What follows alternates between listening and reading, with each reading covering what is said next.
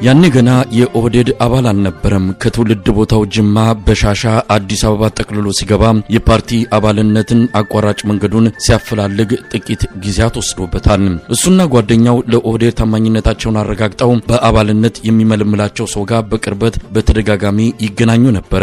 ያን ጊዜ ወጣቱን አብይ ቀልጣፋውንና ጮሌነቱን ያደንቅ የነበረው አባዱላ ገመዳ ወደ ኦህዴድ መንደር እንዲያስገባው በብዙ ፍላጎቱን አሳይቷል።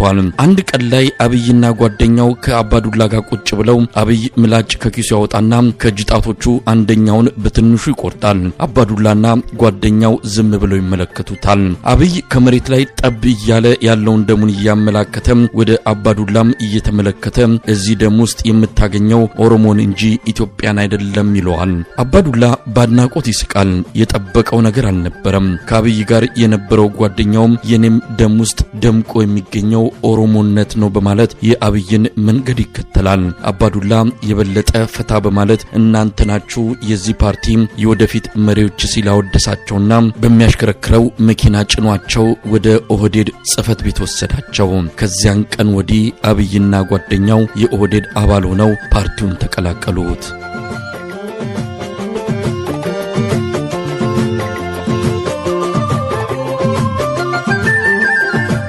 ያ ወጣቱ አብይ የኢትዮጵያ ጥላቻ ደም መቅኒ ውስጥ የተቀበረው አዲሱ የኦህዴድ አባል ታማኝነቱን ለማሳየት የሄደበት ርቀት የፈጸማቸው እንግዳ ነገሮች ያሳያቸው አስገራሚ ባህሪያትን በቅርበት የሚያውቁት የሰውየው መጨረሻ ከወዴት ይሆን ብለው መጠየቃቸው አልቀረም። ለኢትዮጵያ በዋናነትም ለአማራ ሕዝብ ያለው ጥላቻ ለከት የለውም። ከ23 ዓመታት በፊት በጅማ አቅራቢያ የተፈጸመው የኢትዮጵያ ኦርቶዶክስ ተዋሕዶ ቤተክርስቲያን እምነት ተከታዮች ዘግናኝ ጭፍጨፋ ላይ ከጀርባ ሆነው ሲያጋግሉ ካራ ሲያቀብሉ ከነበሩት የአካባቢው ወጣቶች አንዱ እንደነበረም በቅርበት የሚያውቁት ይናገራሉ። ቀስ በቀስ ከኦህዴድ የታች አመራርነት ወደ መካከለኛ አመራር ያደገው አብይ አህመድ በልቡ ጥላቻን ቀብሮ የኦነግን ዓላማ ከዳር ለማድረስ ለራሱ ቃል ኪዳን ገብቶ ወደ መድረኩ ብቅ እያለ መጣ።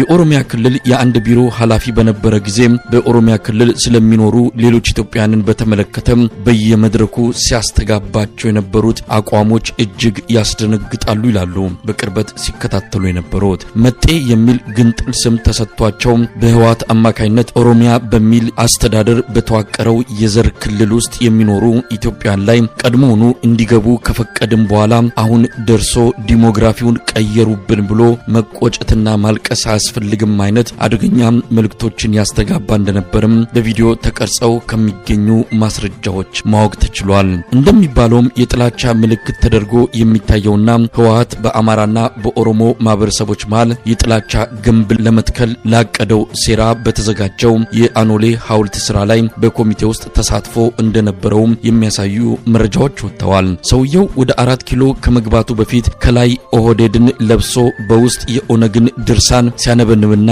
ሲያጠና የከረመ መሆኑን አሁን ነገሮች እየተገለጡ ሲመጡ በግልጽ ታውቋል። እሱም ስልጣን ከጨበጠ በኋላ ለኦነግ ይሰራ እንደነበረም አምልጦት ይሁን አዳልጦት ወይም ሆን ብሎ የተናገረውን ታሪክ መዝግቦታል።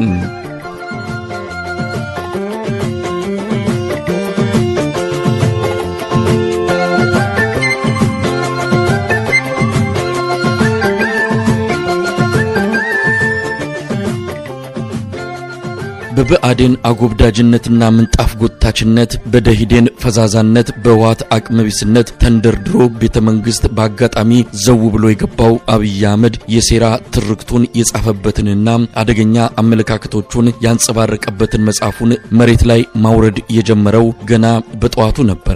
ጠላቶችን የሚፈልጉትን እየሰጣቸውና እየነገርካቸው ወደምትፈልገው ቦታ ይዛቸው ትሄዳለህ የሚለው የጥላቻና የተንኮል መንገድን የተከተለው አብይ አህመድ ለጊዜው ኢትዮጵያዊ ጭምብል አጥልቆ ኢትዮጵያውያን መስማት የሚፈልጉትን እየነገራቸው ወደሚፈልገው ቦታ ይዟቸው መሄድ የጀመረው ቤተመንግስት እግሩ እንደረገጠ ነበር። በልብ ውስጥ ያለውን የሽመልስ አብዲሳ አንደበት እየተናገረለት የጥላቻ ትርክቱን በሌሎች ሰዎች እያስተጋባ እሱ ከማንም በላይ ኢትዮጵያዊ መስሎ ትወናው ላይ ለተወሰነ ጊዜ ገፍቶበታል። በጊዜ የነቁት ከሰውየው የመደመር የቅዠት ባቡር ላይ ወርደው ትግል ጀምረው ነበር። አብይ አህመድ ቀስ በቀስ ጭምብሉን እያወለቀ በነሽመልስ አብዲሳ እንዲነገር ሊነገርለት የሚፈልገውን ትቶ ራሱ እየተናገረ በግልጽ ማንነቱን እየገለጠ መጣ። የጥላቻ መልእክቶች የሚንጸባረቁበት የኦሮሚያ ክልል ህዝብ መዝሙርን የአዲስ አበባ ህዝብ ካልዘመረ ብሎ በፓርላማ ጠረጴዛ እየደበደበ እጁን እያወራጨ ሲናገር ነበር። አብዛኛው የኢትዮጵያ ህዝብ የዚህን ሰው ትክክለኛ ቀለም በግልጽ መረዳት የጀመረው ከዚያም በኋላ የበሰበሰ ዝናብ አይፈራም ሆነና አብይ አህመድ ጭምብሉን ገልጦ የደረበውን የውሸት ኢትዮጵያዊ ካባ አውልቆ የኦነግ ወራሽ ተልዕኮ አስፈጻሚ መሆኑን በጋድ እያስመሰከረ መጣው። ሰሞኑንም የዚሁ የጥላቻ ትርክት ቀጣይ አካል የሆነውን የነቀምቱን አደገኛ ንግግር አድርጓል። በእርግጥ ብዙዎች በዚህ አልተደነቁም። ወለጋ ምድር ሄዶ ከነቀምት ስታዲየም እናንተ የሮሞ ልጆች ከ100 ዓመት ባርነት ነፃ ወጣችሁ እንደምን ተመልሶ ወደዚያ ባርነት መግባትን ትፈቅዳላችሁ አለ የኦቦ አህመድ አሊ ልጅ አብይ አህመድ። መልእክቱ ግልጽ ነበር። ለብዙዎች እልቂት እርሾ የሚጠምቅ ነገ ለሚፈጸመው የዘር ፍጅት አቀጣጣይ የሆነ እጅግ አደገኛ ንግግር። ሳምንቱ ለአብይ አህመድ አገዛዝ ምቾት የሚነሱ ሪፖርቶች የወጡበት ሆኖ አልፏል። ከሀገር ቤት የኢትዮጵያ የሰብአዊ መብቶች ኮሚሽን ከውጭ ዓለም አቀፉ የዜና አውታር ሮይተርስ ይፋ ያደረጉት የምርመራ ሪፖርትና ዘገባ የአብይ አህመድ አገዛዝ መሰረቴ በሚለው የኦሮሞ ህዝብ ላይ እያደረሰ ያለውን መጠነ ሰፊ የሰብአዊ መብቶች ጥሰቶች፣ ግድያና አስገድዶ መድፈርም ለዓለም በሙላ ያጋለጠ ነው ማለት ይቻላል። የኢትዮጵያ የሰብአዊ መብቶች ኮሚሽን አርብ ዕለት ያወጣው ሪፖርት በኦሮሚያ ክልል በ9 ዞኖች መንግስት ወታደሮችና በኢመደበኛ ታጣቂ ቡድኖች አማካኝነት ሰዎች ይገደላሉ፣ ይታሰራሉ፣ ይደፈራሉ ብሏል። ያለ ፍርድ ቤት ትዕዛዝ ከህግ ውጪ የሚወሰደው ህይወትን የማጥፋት ተግባር እጅግ አሳሳቢ ደረጃ ላይ እንደሚገኝ ነው የኮሚሽኑ ሪፖርት ያመለከተው። የዚያን ዕለት አርብ ሮይተርስ የተሰኘው ታዋቂ ዓለም አቀፍ ሚዲያ በኦሮሚያ ክልል የመንግስት ስውር ገዳይና አፋኝ ቡድን እንዳለም በስፋት ባቀረበው የምርመራ ዘገባው ላይ አጋልጧል። ዘገባው አብይ አህመድን ጨምሮ የኦሮሚያ ክልል ባለስልጣናት በስውር ባቋቋሙትና ኮሬ ነገኛ በሚል በሚጠራ ኮሚቴ አማካኝነት ሰዎች እንደሚገደሉ፣ እንደሚታሰሩ በዝርዝር ተጋልጧል።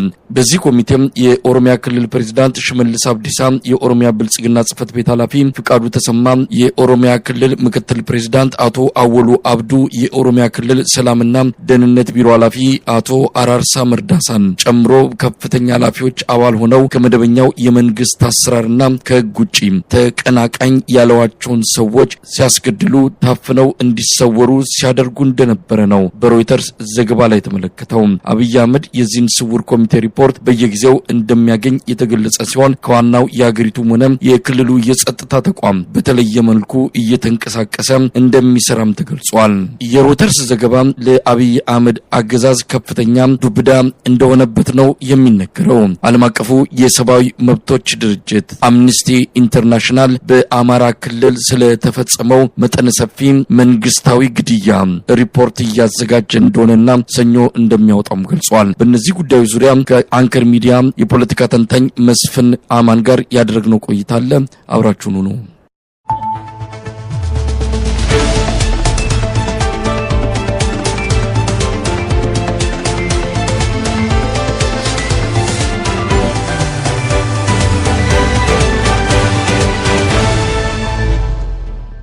መስፍን አማን ከኔዘርላንድ በጣም አመሰግናለሁ። የተለያዩ አካላት ሪፖርቶችን እያወጡ ይገኛሉ። ሮይተርስ በራሱ የተለያዩ የመረጃ ምንጮች ያደረገውን ምርመራ አስመልክቶ አንድ ሰፋ ያለ ዝርዝር ሪፖርት አውጥቷል። የኢትዮጵያ የሰብአዊ መብቶች ኮሚሽን እንደዚሁ በኦሮሚያ ክልል ላለፉት 2 ዓመታት የተደረጉ ግድያዎችን፣ መሰወሮችን፣ አፈናዎችን በተመለከተ እንደዚሁ ሪፖርት አውጥቷል። የፊታችን ሰኞ አምነስቲ ኢንተርናሽናል የምዕራዊውን በተመለከተ ሪፖርት ሊያወጣ መዘጋጀቱንም እንደዚሁ አስታውቋል። እስቲ መስፍን ከኢትዮጵያ የሰብአዊ መብቶች ኮሚሽን ሪፖርት እንነሳ። ምንድነው ሪፖርቱ ያለው? በኦሮሚያ ክልል ባለፉት 2 ዓመታት ውስጥ የተፈጸሙ ግድያዎችን በተለያዩ ኃይሎች ነው በመንግስትና በተለያዩ ኢመደበኛ በሆኑ ታጣቂዎች የተፈጸሙ ነው ይላል። ስለዚህ ምንድነው ሰብአዊ መብት ኮሚሽኑ ሪፖርት የሚለው? በጣም ግናሉ መሳይ በኢትዮጵያ ሰብአዊ መብት ኮሚሽን አይ ቲንክ በጣም ዲቴል የሆኑ እንትኖች ነው ያቀረበው። ዲቴል ብቻ ሳይሆን እያንዳንዱን የሰብአዊ መብት ጥሰት ሰዎቹን ስም ዝርዝርም ያለባቸው እንትኖች አሉ። ቦታዎቹን፣ ጊዜዎቹን ጠቅሶ በቁጥር አስቀምጦ ነው። እንዲያውም ብዙም በቃ ለማንበብም ቀላል የሆነ እንትን ነው። በዚህ ጥሩ ሪፖርት ላይ ያቀረቡት የሰብአዊ መብት ኮሚሽኑ ማለት ነው። እና አብዛኛው ኦሮሚያ ክልል ላይ ነው። በ2 ዓመት ጊዜ ውስጥ ነው ከ2014 እስከ 2016 ማለት ነው። አብዛኛዎቹ ጥሰቶች የተፈጸሙት በመንግስት ኃይሎች ነው። እዚህ ላይ እንትን የሚለው በመንግስት ኃይሎች ሲባል አንደኛው የመከላከያ ኃይል፣ ሁለተኛው የኦሮሚያ ክልል ልዩ ኃይል ፖሊስ እና የመስተዳደር አካላት ናቸው። እነዚህ አካላት ሰዎችን የኦሮሞ ነጻነት ግንባር ወይም ደግሞ የሸኔ ደጋፊዎች ናቸው በሚል ከህግ ውጭ ኤክስትራ ጁዲሻል ኪሊንግ እንደፈጸሙ እነዛን ቦታዎችን ጠቅሰው እንትን ብለዋል። በኦነግ ሸኔ በሚባለውም የተፈጸሙ ደግሞ ግድያዎችም ጠቅሷል። እዚህ ላይ 1 2 3 ምሳሌዎችን አቅርቦ አሁን በቅርብ ከናዝሬት ወደ ወለንጭቲ ሰዎች በመኪና ሲሄዱ የተገደሉት እንትን ብለዋል።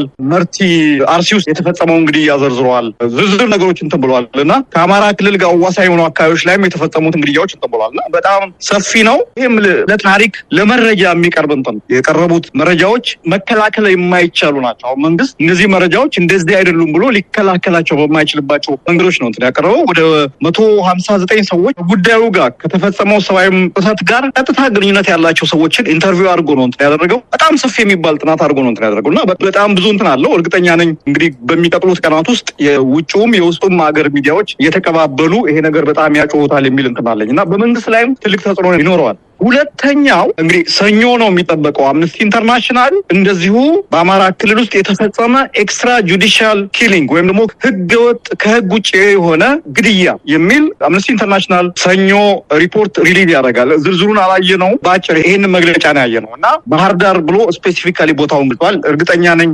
የመራዊውንም ግድያ ይጨምራል ብዬ አስባለሁ እና ትልቅ እንትን ነው የመራዊው ጭፍጨፋ እንዲሁ ዝም ብሎ ተዳፍኖ እንዳይቀርና ምንም ብሎ በዓለም አቀፍ ደረጃ ተመዝግቦ እንዲቀርና ይሄ ነገር የኢትዮጵያ መንግስት በንጹሃን አማሮች ላይ እየፈጸመ ያለው ወንጀል በዚህ ደረጃ ተዘግቦ እንዲቀር መረጃ ይሆናል። እንግዲህ ሲወጣ የምናየው ነው ሰኞ። ምናልባት መስፍን ከዚህ ከመራዊ ጋር በተያያዘ ዛሬም ያሉትን ነገሮች እንዲሁ መጥቀስ ስለሚገባ ነው። ዛሬ 2 ቦታዎች ላይ የድሮን ጥቃት ተፈጽሞ በርካታ ሰዎች መገደላቸውን የሚገልጽ ሪፖርት ደርሶናል። እንግዲህ ይህንንም በደንብ የምናጣራው ይሆናል። በጣም ከባድ የሆነ ጥቃት የተፈጸመ መሆኑን ነው የሰማነው። በተለይ በሰከላዋ ግሽ አባይ ከተማ በምዕራብ ጎጃም ዞን የሰከላ ወረዳ ዋና ከተማ በሆነችው ማለት ነው ለገበያ በወጡ ንጹሃን ወገኖች ላይ ነው የአብይ አህመድ ስርዓት በድሮን እንዲመቱ ያደረገው። በርካታ ሰዎች መገደላቸው ታውቋል። ምናልባትም ከሰሞኑም በቡሬ ዳሞት፣ በቲሊሊ፣ በሰከላ፣ በኮርግ እና በሌሎች አካባቢዎችም የድሮን ጥቃት ሊኖር እንደሚችል እየተገለጸ ነው። በመኪና መጓዝን ጨምሮ ስብሰባ ማካሄድ፣ በጋራ ስራ መስራት፣ እቀባ እንዲደረግበት ጥሪ እየተደረገ ነው። መስፍን በጣም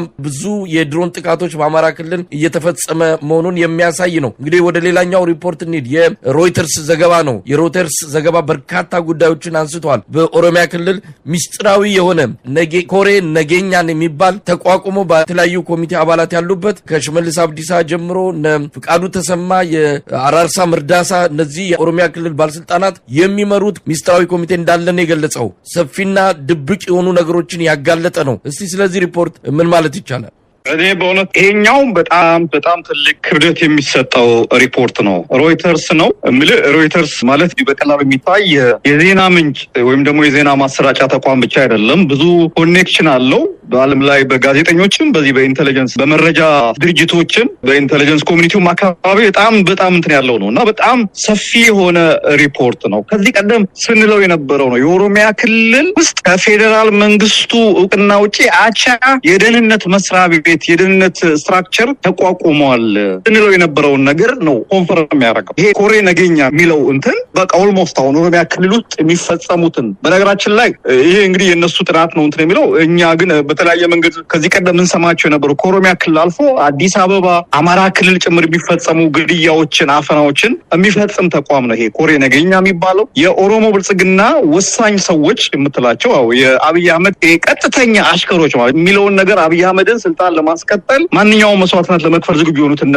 ሽመልስ አብዲሳ፣ አራርሳ መርዳሳ፣ የኦሮሚያ ክልል ፖሊስ ኮሚሽነር አወሎ አብዲ፣ ፍቃዱ ተሰማ እነዚህ ሰዎች ቀጥታ ተሳትፎ ፍርድ ቤት ራሱ በነፃ የሚለቅ አለጥፋታቸው ተይዘው ፍርድ ቤት ቀርቦ ፍርድ ቤት በነፃ የሚለቃቸውን ሰዎች እነዚህ ሰዎች ከፍርድ ቤት ትዕዛዝ ውጪ በእስር የሚያቆዩ እና እንዲያውም የፍርድ ቤት ተቋማት ፍርድ ቤቶችን ዳኞችን ጭምር በማስፈራራት በኦሮሚያ ክልል ውስጥ በተለይ በሚያስተዳድሩ ክልል ውስጥ ከፍተኛ የሆነ የህግ ጥሰት ወይም ደግሞ በህግ ስራ ላይ እንቅፋት እንደሆነ የሚገልጽ እንትን ነው እና በጣም አደገኛ አፋኝ የሆነ ድርጅት አፋኝ የሆነ ሴክሬቲቭ የሆነ ልክ ጀስታፖ የሚባል አሁን የናዚ ጀርመኒ አይነት ነገር ማለት ነው። ወይም ደግሞ ስታሲ የሚባል አለ የዚህ የምዕራብ ጀርመን የደህንነት እንትን በቃ እነዚህ የድብቅ የአፈና ተቋማት ማለት ነው። እና ኢትዮጵያ ውስጥ ከዚህ ቀደም ያው በጭምጭምታ በእንትን ሲባል የነበረው ነገር አሁን በመረጃ ይሄ ተቋም እንዳለ ህልውና እንዳለው በነገራችን ላይ ሮይተርስ ብዙ ምንጮችን ጠቅሶ ነው ያደረገው። ኦሮሚያ ክልል ውስጥ ይሰሩ የነበሩ ሰዎችን ከመንግስት የወጡ ሰዎችን አሁንም ኦሮሚያ ክልል ውስጥ ሆነው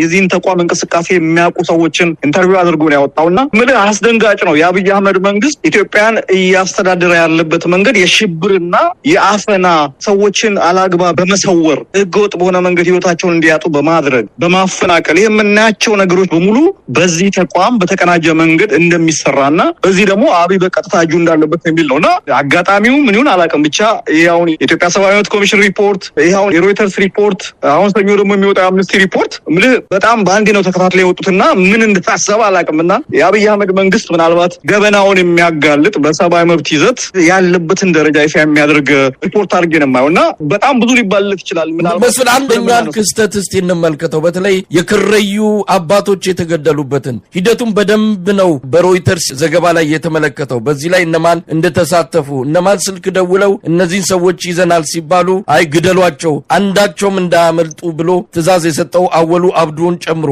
የኦሮሚያ አሁን የደህንነት ኃላፊ የሆኑት አቶ አራርሳ መርዳሳ፣ ሽመልስ አብዲሳ እነዚህ አካላት በዚህ በከረዩ ጭፍጨፋ በቀጥተኛ ሁኔታ ትዕዛዝ የሰጡ መሆናቸውን በዘገባው ተመልክቷል። ይሄ ደግሞ ለአብይ አህመድ ሪፖርት ተደርጎለታል። አብይ አህመድ ይህንን በቅርበት እንደሚያውቀውና ሪፖርት እንደተደረገለት በዘገባው ላይ ተመልክቷል። ከረዩዎቹ መገደላቸውን አስመልክቶ በወቅቱ የኦሮሞ ነጻነት ግንባር ወይም ሸኔ ነው የገደላቸው ብሎ የመንግስት መገናኛ ብዙሃን መግለጹንም የሚታወስ ነው። ምናልባት መስፍን እንዲህ አይነቱ ነገር ገድሎ በሌላ ማሳበብንም ማላከክንም ጭምር ያጋለጠበት ሪፖርት ነው ያወጣው የሮይተርስ። በጣም ሪፖርቱን ዲቴል ያነበብኩትና አንዳቸውንም እንዳታስቀሯቸው ነው። 16 ሰዎች ናቸው የከረዩ አባገዳ መሪዎች ማለት ነው።